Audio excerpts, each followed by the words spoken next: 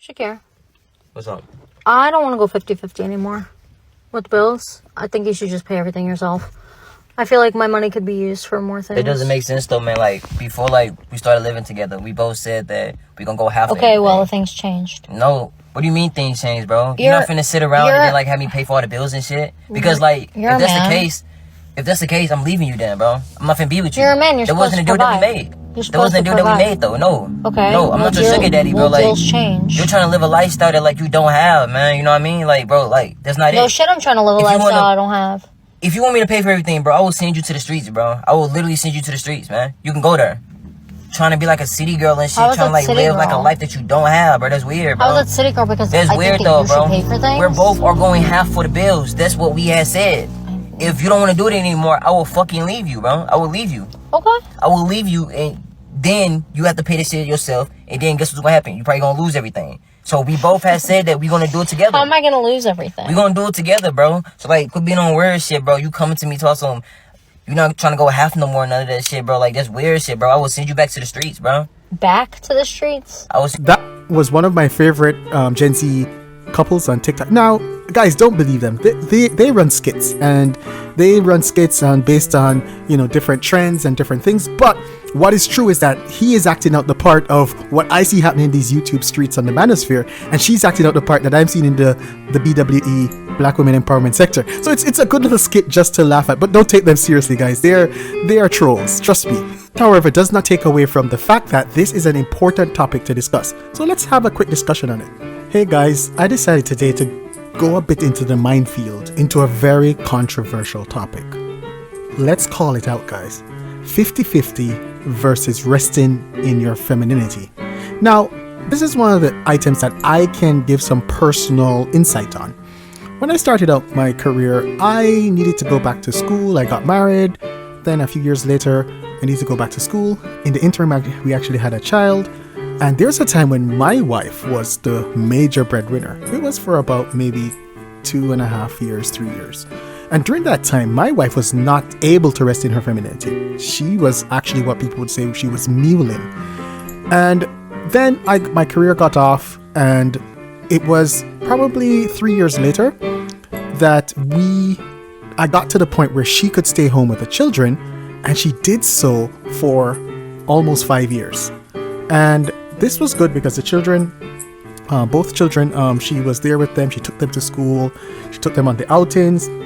She and the other moms met and stayed in the playground a little bit after school, and she got in love with her mom network. But after our children got a bit older, like she wanted to go back to work because she wanted to have her own things and that. So she had that resting femininity time, and then she had the time that she wanted to be a career woman. Now, a lot of women I'm hearing in the Black empowerment space, there is a set that wants to rest in their femininity. And one of the things that makes this one very controversial is that this is almost like a big distance between the men, who some of them want to go 50-50, and women who want to go rest in their femininity, which I consider to be 100-0, or maybe 110, I'm not sure.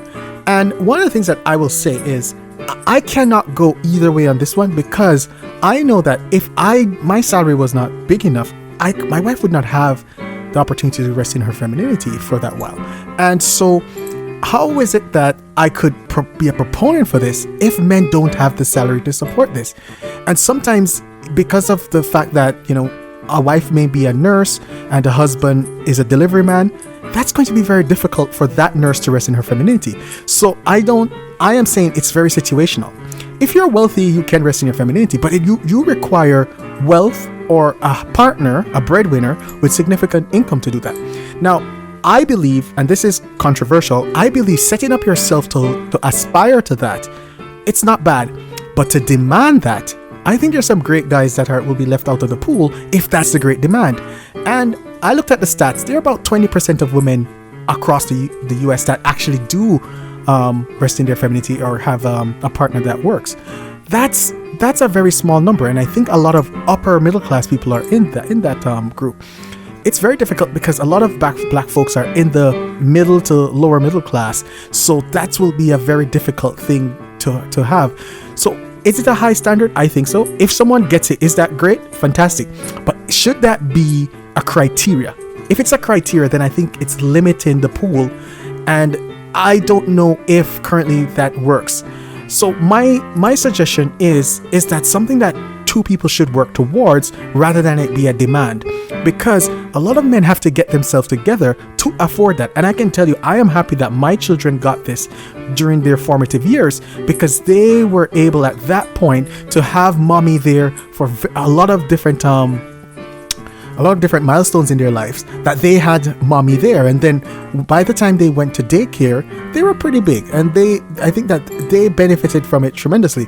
But let's be honest, I mean, it was because both of us were able to get that going. If we were not, I could not, because my own parents' situation, my mother never had that opportunity because my father did not have the job to allow that and have it afford. And they raised 3 decent children. So I am not, as I said, I am on the fence with this one. I think it is according to a person's ability to do this rather than it be a demand. That's my point. Get in the comment section and tell me what you think. I like this kind of topic, and I'm going to do a bit more on it, but I wanted to just leave everyone with resting in your femininity. You require a breadwinner who can afford that, and it's very hard to find that breadwinner. Thank you guys.